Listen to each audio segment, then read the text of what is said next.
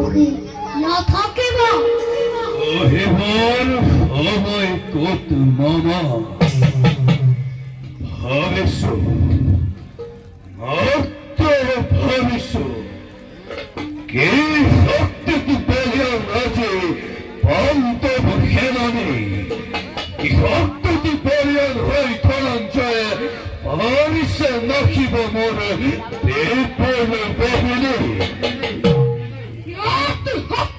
কথা নয় দাদা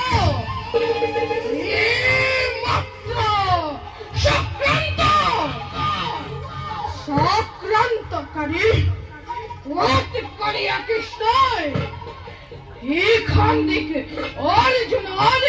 রথারে আগত হওয়াই পিতামহ বক করিলে আর অশ্বত্থামা হত বলি অক্ষত্য সংবাদে প্রসার কৰুৱাই গুৰুদেৱকো মৃত্যুৰ মুখত পেলালে ঠিক কৈছা দুখন ঠিক কৈছা একদুলো বধ কৰিব পৰা শক্তি